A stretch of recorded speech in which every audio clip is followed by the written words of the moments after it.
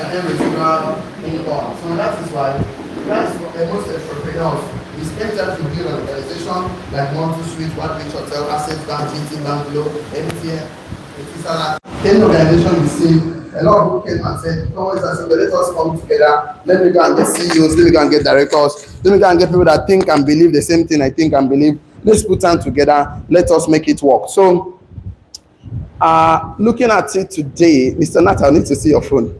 I send you a message, let's see what we can do today.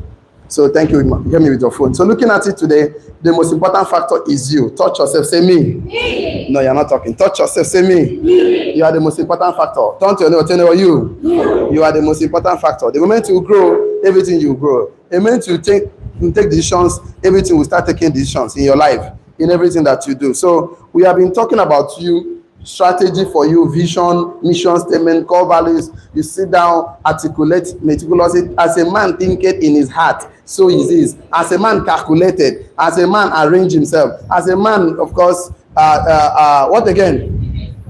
Estimated in his heart. As a man, do what again? Evaluate in his heart. That so is the man. So you need to sit down and evaluate yourself, estimate yourself, calculate yourself. You need to actually put yourself in a shoe. This is who I am. I need to get to here by tomorrow. I need to get to here by next week, next month, next year. This is who I want to be. And okay, since I know, because speed is useless without what? Direction. Direction is useless without what? Destination. I know I'm here. This is where I want to be. This is my destination next 5 years or 10 years. Because either you plan for the 5 years or 10 years or not, that 5 years or 10 years will still come and go. Yes or yes? He that failed to plan to do what? Fail. So you need to actually know yourself. So today, Mr. Nat, I would like to have you again. At the system closed. Where is Mr. Nat? He traveled. Please come and get this to him. Come and get this to him. Please come and have this to him. Tell him to help me out again. Okay? Ask him to help me out. Mr. Nat, it has closed. So let's see how far we can learn. We have been saying every time, okay, good and fine, that you are the most important factor. So we're going to talk about you today. So we're looking at the responsibility of having power in business. So there's a responsibility when you want to do business. So you're going to look at the responsibilities of having power in business. So you have the power to lead 5 people, 10 people in business. You have a responsibility. So we're going to look at 4 of them today. You have to still assist me again today.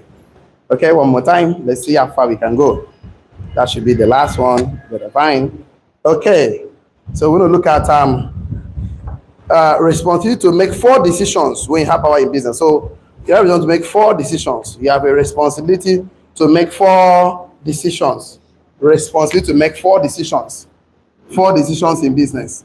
So you have a responsibility to make 4 decisions in business. So once you are a business leader, once you are leading 1 person, you are leading 2 persons, you are leading 3, you have a responsibility. When there is power in your hand, when God elevates you, when God promotes you, when God gives you, of course, vision, when God gives you strategy, when God gives you an idea, when God gives you, of course, a platform to lead.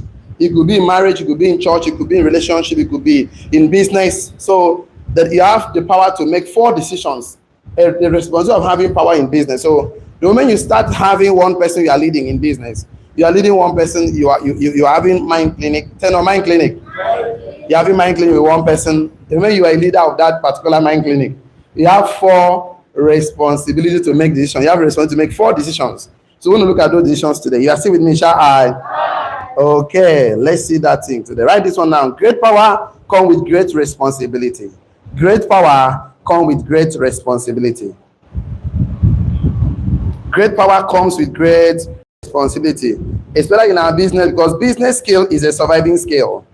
Great power comes with great responsibility because business skill is a surviving skill. If you're having a skill of, if you're running a business, that business must survive. So learning business, of course, is very important because you will keep that business alive. If you don't learn it, the business will die, even right before your eyes. So great power comes with great responsibility because business skill is a surviving skill. Full stop. Are you with me? Yes. So some of the topics we're going to discuss today, I'm going to discuss a lot today. It may not be all today. Business skill is a surviving skill. We're going to be looking at, let's see some topic, because I'm going to give 4 decisions you take. Yeah, apart from the 4 decisions, I'll be looking at reading reading and meditation. Meditation. I'm going to look at reading and meditation. I'm going to be looking at was Jesus Christ a nice guy? We're going to look at that. Was Jesus Christ a nice guy? We're going to look at that, Raven. Was Jesus Christ a nice guy, right? You want to look at that with me? Yes or yes? Yes. Like a question. We want to look at why Jesus was a nice guy. We want to be looking at the responsibility of power. We want to look at the responsibility of power. The responsibility of power. We want to look at the responsibility of power. So you have 4 decisions to make. So we want to look at the responsibility of power. We'll define the nice guy, right? Don't worry. We want to look at all of them. Don't worry. Don't be in a haste. Don't worry. We're looking at all of them today. You'll learn a lot, right? You're going to apply in your business in everything you do. We want to define the nice guy. So the nice guy. So we got the nice guy. The nice guy defined. So we define the nice guy, okay? So we define the nice guy. The nice guy. Well, who is a nice guy? Nice guy is defined. We want to define who is a nice guy. Okay. We want to define also the disease. The disease to please. The disease to please. The disease to please. Okay. We're going to look at that also. We're looking at the lion and the lamb. We're going to look at all of them. The lion and the lamb. Okay, good and fine. Okay. So we're going to look at the DNA of power. The DNA of power. So a lot to learn, right? The purpose-driven power. The purpose-driven power. The purpose-driven power. Okay, we have a lot to learn. But let's start from the 4 decisions. So of taking, let's start from here. The responsibility of power to take decisions. So we're going to give 4 of them. The responsibility of having power in business. So once you have the power in business, you have 4 responsibilities. You have the responsibility to make 4 decisions in business. So, and then we're looking at how the Jesus Christ makes his decision. We're going to learn because we are Christian entrepreneurs. You are not just building business. You are looking at eternity in view. You are not just building business. You are looking at making a great impact. You are not just building. You are looking at to live a life of example. You have to live in your family, in your business, in your compound, in your neighbor, anywhere you find yourself. You must be the boss. You must lead by example. You must exercise some level of leadership, and it comes with power. Turn up power. Definitely. So sure for sure. So you will have to, let's move straight to the business of today. So write this one down. When you are elevated and you are the center of influence, when you are elevated and you are the center of influence, when you are elevated and you are the center of influence, when you are elevated and you are in the center of influence, when you are elevated and you are in the center of influence, you have the power, you are center of influence with power. When you are elevated and you are the center of influence with power, then you have the responsibility to make decisions that, number 1. So when you are elevated and you are in the center of influence with power, when you are elevated and you are in the center of influence with power, you have the responsibility to make decisions. 1, that offends some. That offends some people. So that's the first thing first. When you are elevated and you are the center of influence with power, then you have to make you have the responsibility to make a decision that, number 1, that offends some people. So yes, when you are elevated, when God has promoted you, either to maybe head of department in a church, maybe head of department in of course, fire department, ushering department, you are elevated, you are the king in your village, you are connected to, you are a king, you are a leader in mind clinic, you are a leader in your team, you are the center of influence now, you are the boss there. Definitely, you with power in your hands to decide when you want to start the mind clinic and when to close.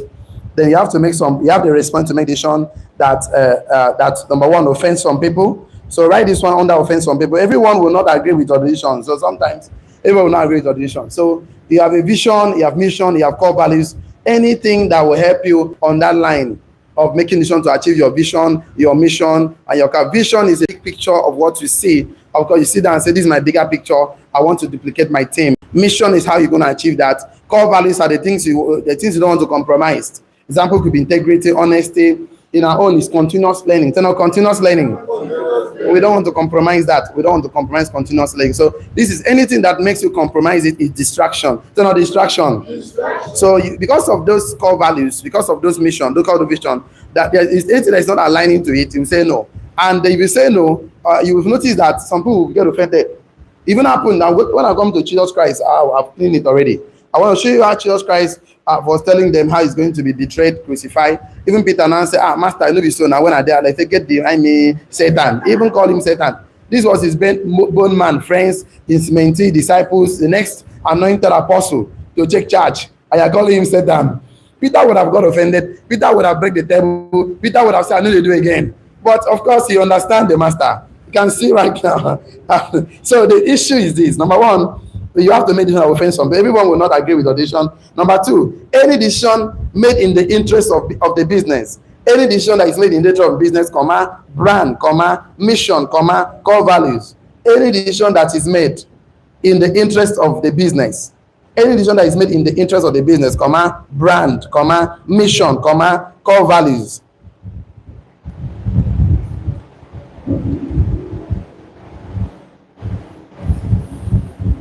Any decision that is made in the interest of the business, brand, mission, core values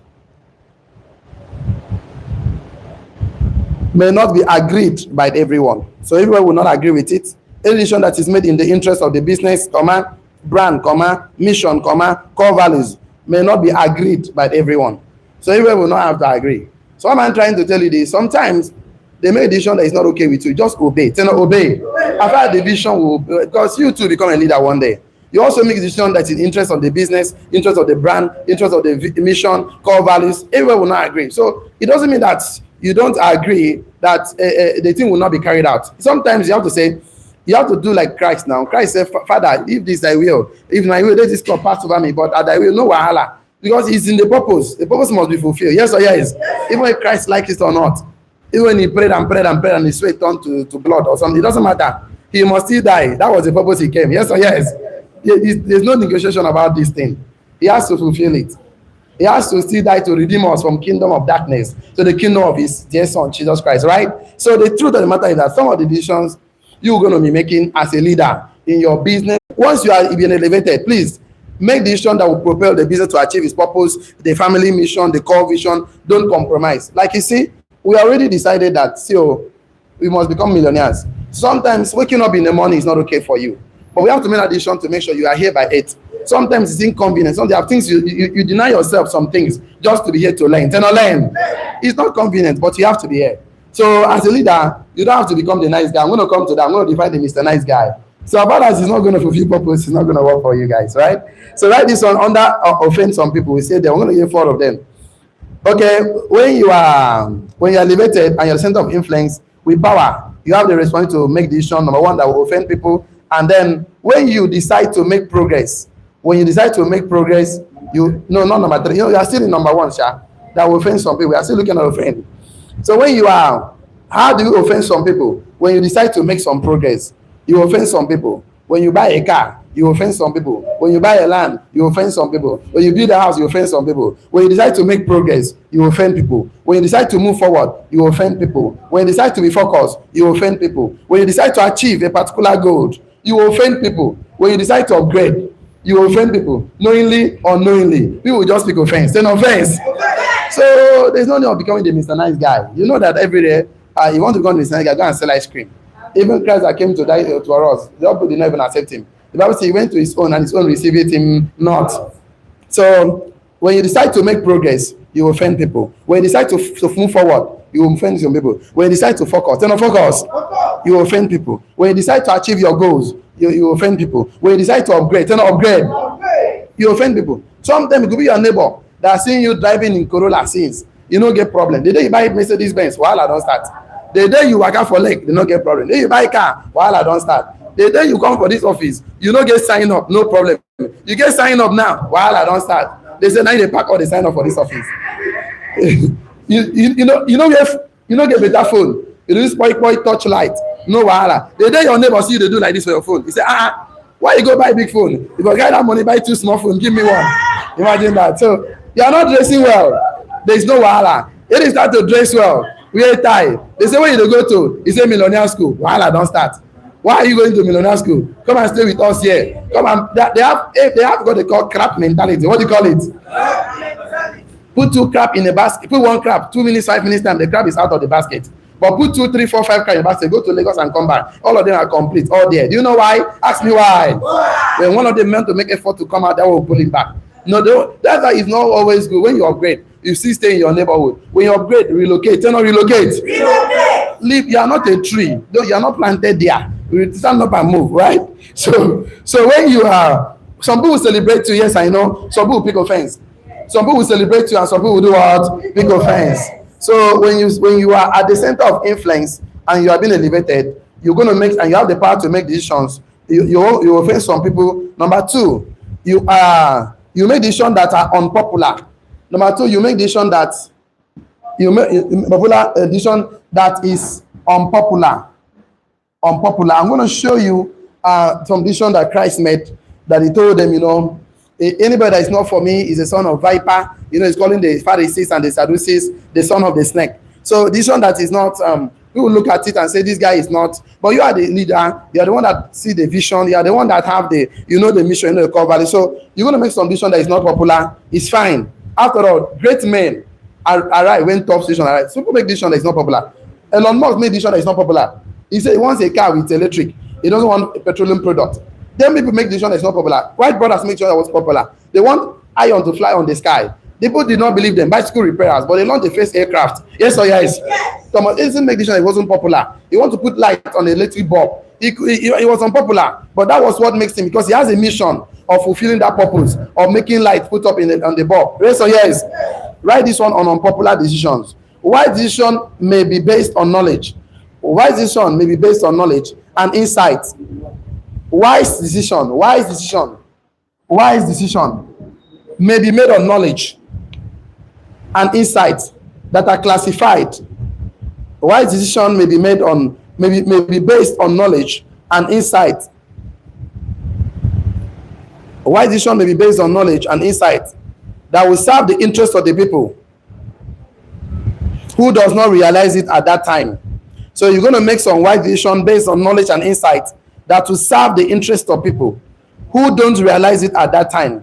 So it's just like a father making a decision for a child to go to school, to brush his mouth, to stand up.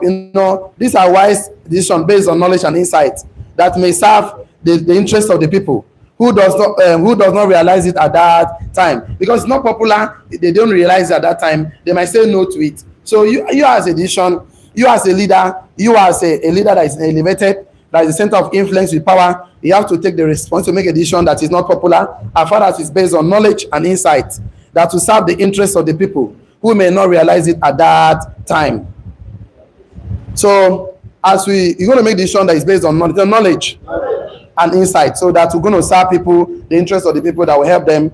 They may not realize at that time, because as we make our plans to move to 2024, we need to focus, we need to be courageous, we need to have character to pursue the pathway of purpose that will make progress in our life. Tell your neighbor, be courageous.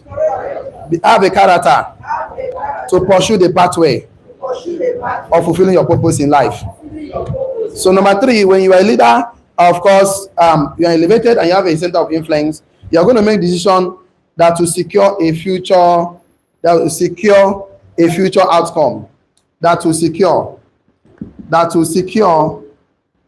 future outcome, a future desired outcome. Let me put it like future desired outcome.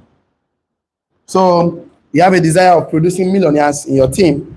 So you're going to make a decision, you're going to make some decision that secure the future outcomes. For example, I told you there's something called delayed gratification. What is it called? Delayed gratification is the reason why every rich man is rich. And delayed gratification and patience is the biggest asset of a wealthy man.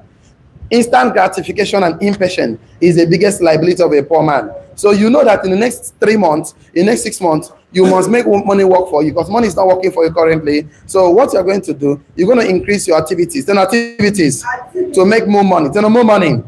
So they can save 50% of that money. So definitely you will not eat shawarma, you will not eat ice cream, you will not lick ice cream, you will not eat shawarma, no ice cream, no pizza for that 3 months, 6 months. So you save all the money for ice cream, pizza and shawarma. You save that money, so you deny yourself. You're going to live on food, shelter, clothing. What did I say? Food, shelter, clothing. 3 things. So you save that money and use that money to buy an income generating asset. or an investment that will start giving you small money every time, and you start increasing us, because we work to buy assets, we work to do investment. Why? Poor people work to spend, average men work to pay bills. Poor man want to spend money, want to spend that money. But a rich man is working for a different kind of income. We are working to buy assets. So you must deny yourself some pleasure, because you know you buy an income generating asset that will give you money whether you are there or not. Money is working for you. So because of that desired outcome, you're going to be making some decisions. Sometimes it may not be pleasing to you, but decision must be made. So write this one down: unsecured, a future desired outcome. Future success is always a reflection of present sacrifice.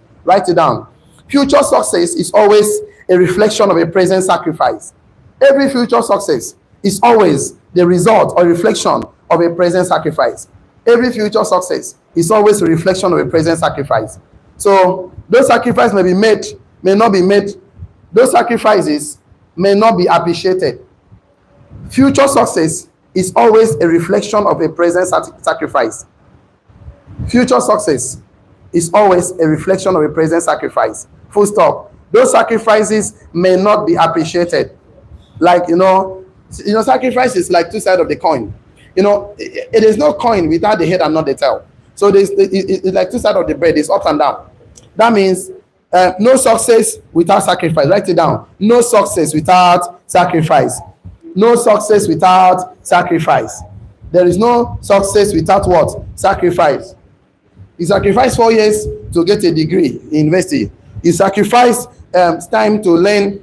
To win an athletic sport, you must sacrifice. To build a business, you must sacrifice. To build a family, you must sacrifice. So you cannot tell me you want to be a medical doctor without not ready to sacrifice your time to read and study medicine and surgery. Yes or yes? You cannot you want to be a carpenter without not sacrificing to learn. You cannot want to be a tailor. So there is no success without what? Sacrifice. So when you want to become successful, you must be ready to sacrifice something. You must, like a farmer must sacrifice his time. Everything you want to do in life, you want to be a billionaire. You want to build a team. You want to build a community. You want to build a residual income. You must sacrifice something. You must sacrifice something. So write this one down. Sacrifice of denying yourself some pleasure for tomorrow's treasure. Sacrifice of denying yourself some today's pleasure for tomorrow's treasure. Are you still with me?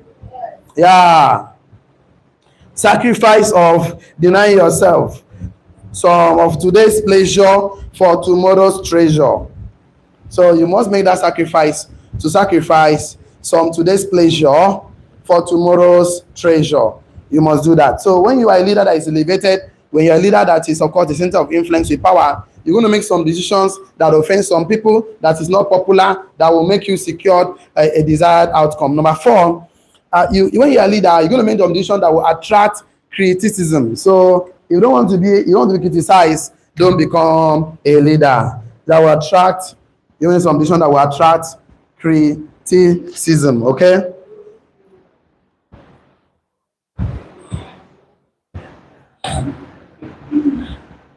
So you're going to make some decision that will attract some criticism. So it will attract it. So you don't want to be criticized, then don't be a leader. It's not some criticism are constructive, some are destructive. So that is why a leader needs to listen. Listen to everything. And please, when you listen, don't react, respond. Don't react. Response.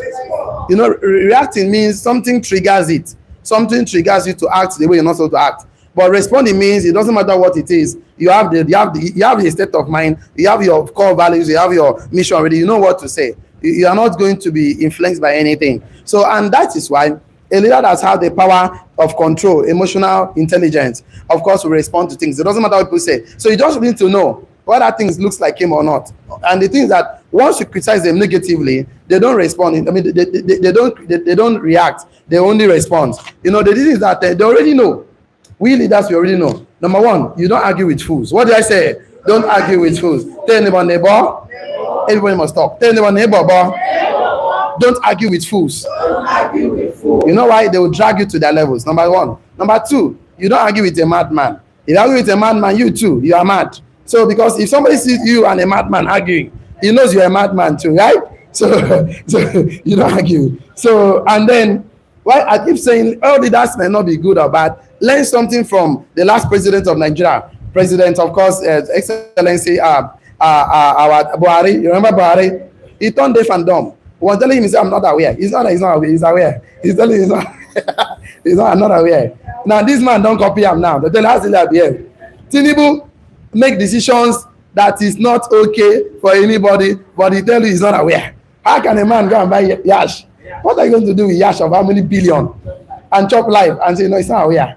Declare money, borrowing money, right? He says, it's not aware. Remove the day they give a mic as a president of this country. He said, subsidy removal. You don't care whether you're eating food or not. He said, I'm not aware you're not eating food. He's not aware. That is the thing. So he says to him, the guy never even bother himself. That guy, no matter how old he is, whether he's something or 90 something years, he will still fulfill his 2 tenors and leave the camp. So it doesn't matter. So write this one down. It is easy to criticize the player from the bandstand. It is easy to criticize the players from the bandstand. It is easy to criticize the players from the bandstand. You know, all those people that are playing football, you are sitting down there, kick ball and throw. You know, it's easy to do that. Make them carry you enter the field. Now they go no say it is not easy. You know, it's easy to criticize somebody from the bandstand. It's easy to criticize me from the chair you are sitting down, right? Yes or yes? Sit down that chair, say, look at how he's talking. Come go let the mic talk for 10 minutes. So you go piss for your pants now. It's easy to criticize the players from the bandstand. So it is easy. So once you understand as a leader that it is for people to criticize you from their own point of view, it's not a problem. So you're going to make decisions that will criticize you. So you're going to attract some criticism, whether you're in politics, whether you're in business, you are in church, as far as you're in the phase of leadership, it's easy for you to receive some criticism. Are you still with me? Yes. Okay, let's look at some things today. I want to show you something before we go to the Mr. Nice Guy. Because some of us used to think that Christ was a nice guy. So, you know, I cannot just talk about responsibility and having power in business. Because Christ came to say, I came to do my Father's business, right? Telling that God is a businessman and entrepreneur. So if Christ came to this Father's business, him too is a businessman. Let's begin to learn some things from him. I'm going to read just one scripture. You know, I cannot talk about millions, billions, strategy without not bringing our perfect master to copy some things from him. I thought the Bible is an instruction, is a book full of instructions. You want to survive on earth, these are the instructions to follow. You want to survive and have life eternal, these are instructions to follow. So you follow those instructions. It's about a king and a kingdom and a foreign land called earth. So you must learn how to rule. That's how the book is given to you. It's not a religious book. It's a book of instructions. Tell instructions. Learn from them. Be wise, you know. So let's look at Matthew 23, 13 to 14. Who can read for me? Matthew 23, 13 to 14. I'm not a pastor. Tell your neighbor, my church is enough. I'm not a pastor. I don't want to become one, sincerely. I'm just your brother in Christ. I'm not interested. So Matthew 23, 13 to 14. Are you there? No, 23, 13 to 14. Are you there? Okay, 13. Christ was saying, woe unto what? You. That means cause. You understand? That's what Christ was saying. Okay. Okay.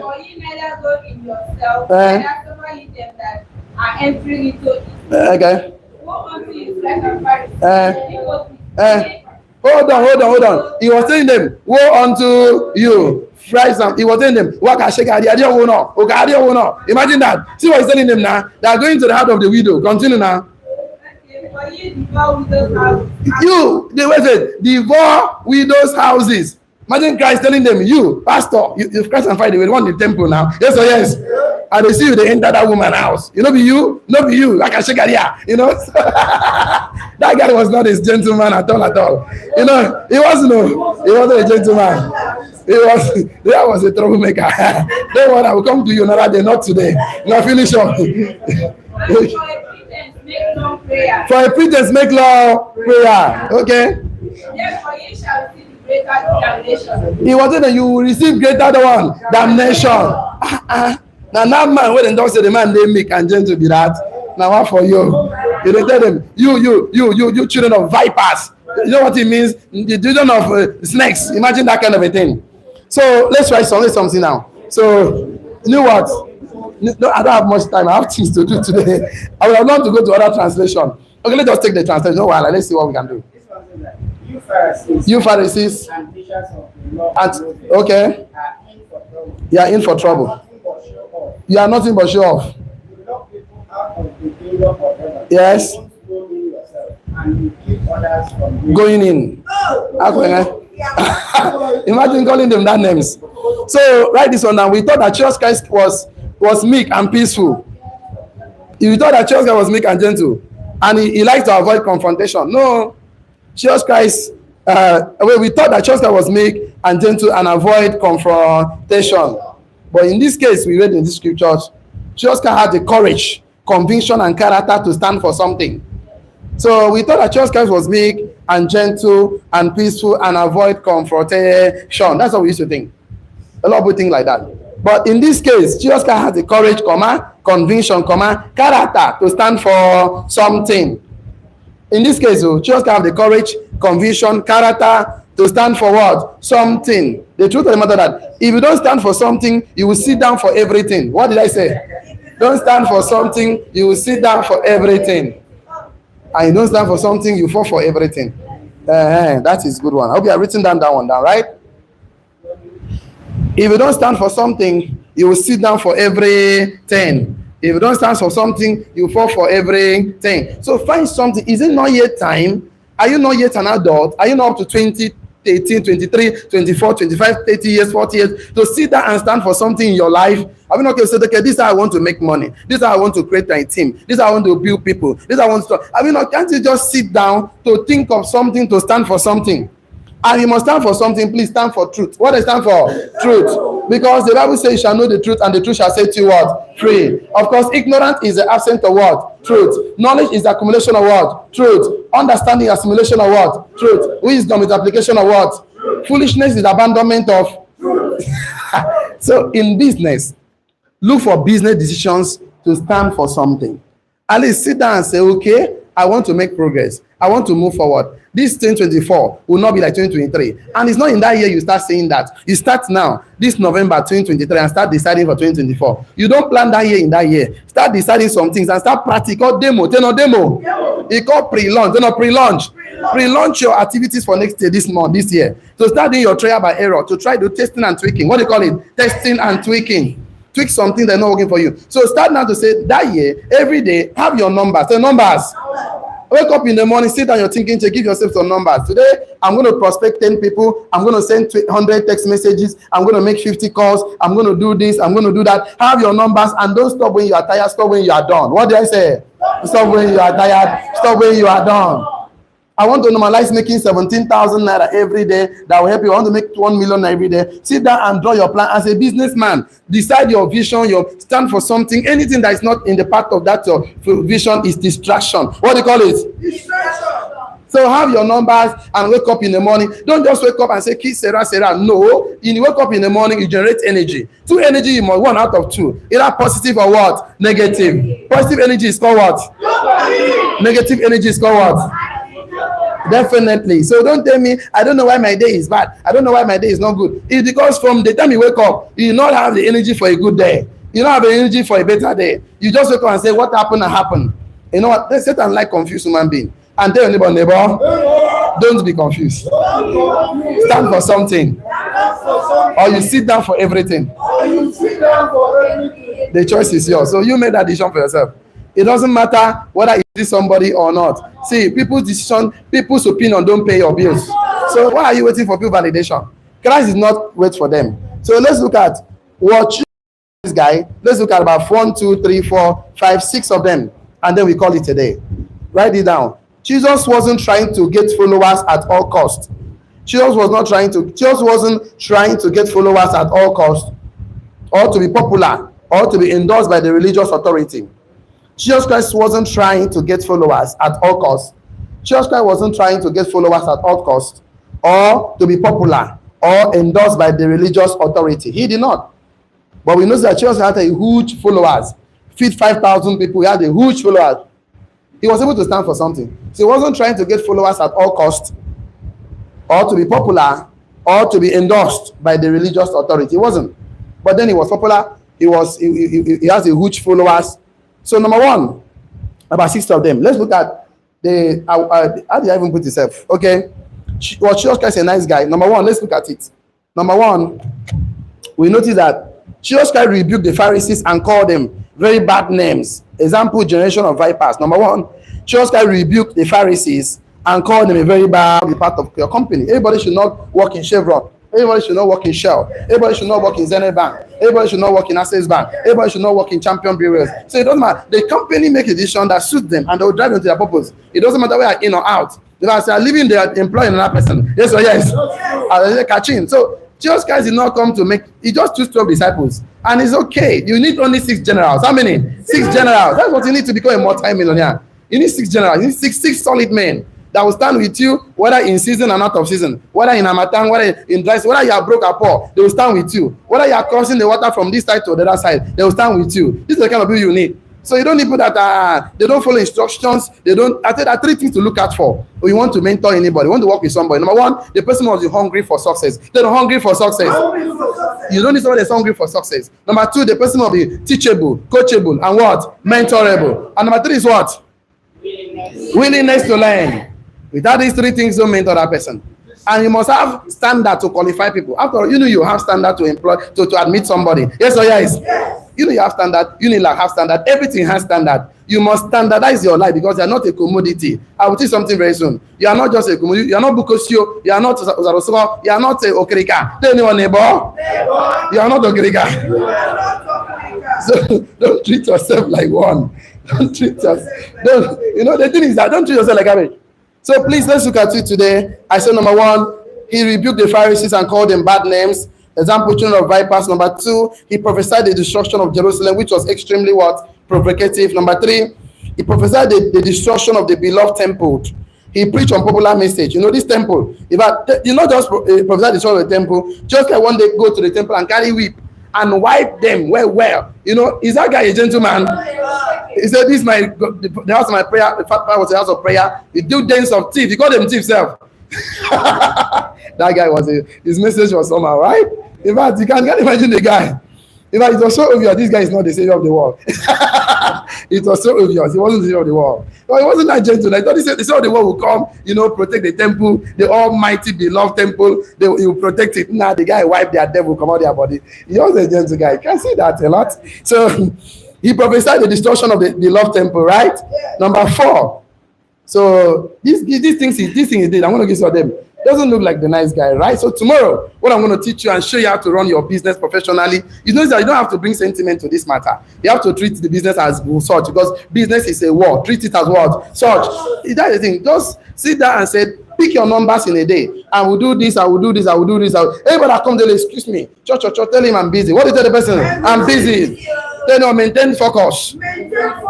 That is it now, because you cannot be pursuing 2 rats at the same time and catch any of them. You cannot carry things on your 2 hands and climb a tree. It doesn't work. So you must maintain focus because you must solidify before you diversify. Yes or yes? Yes. So number 4, okay.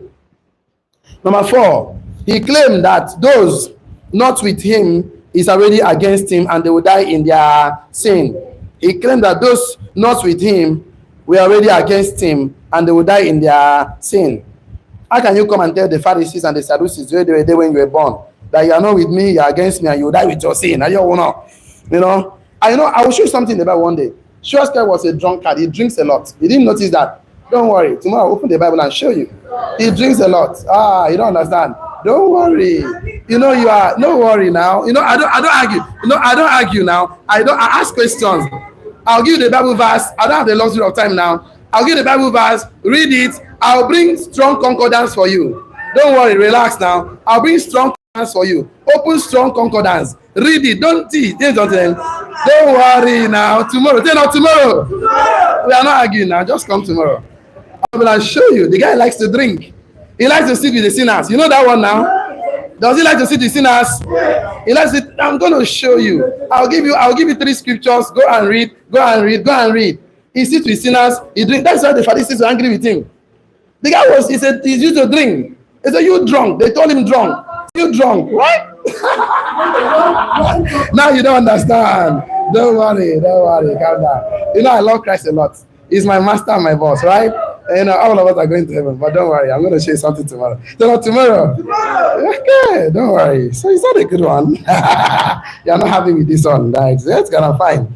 If I don't tell that he was calling people who, you will not be looking at me. Why they call them who? Don't worry tomorrow. Tell them tomorrow. Yeah, someone doesn't go to my bed. They say, now, why are you arguing? Why are you angry? Calm down. They don't calm down. Now, so guys, they teach. They don't like Amu. That's even they teach them that time. How can a man be feeding with fish and loaves, and the following day they come and say, you must eat my flesh and drink my blood? Is that man, that kind of man? If your pastor say, cut me, come and drink my flesh, you stand up and leave that Jesus Christ now. They left him alone, remaining 12. He said, why I not follow them now? He said, Master, no be those lady. Now, where are you there? See, the thing is this, you have to understand, he wasn't Mr. Nice Guy. Tomorrow, I'm going to define Mr. Nice Guys for you and tell you things you need to know. And it's good you know. So that the fact is that those things are not limitations. Those things can allow you, where I tell you, go and shine your light. That is so bright that men will come. When they come close to you, they find out that you are the one even giving the message that will lead men to Christ, that men will see your light and glorify your Father in heaven. Are you with me? I must make money, must have economic power. I told you last time that your guy was a rich kid. I told you now. Yes. I did train on it. I explained to you, took you for the Bible. He was so rich and wealthy that even married men with business profession like Peter could leave his business and follow him. You know, I told you. When I'm talking, I proven Bible, I'll show it to you.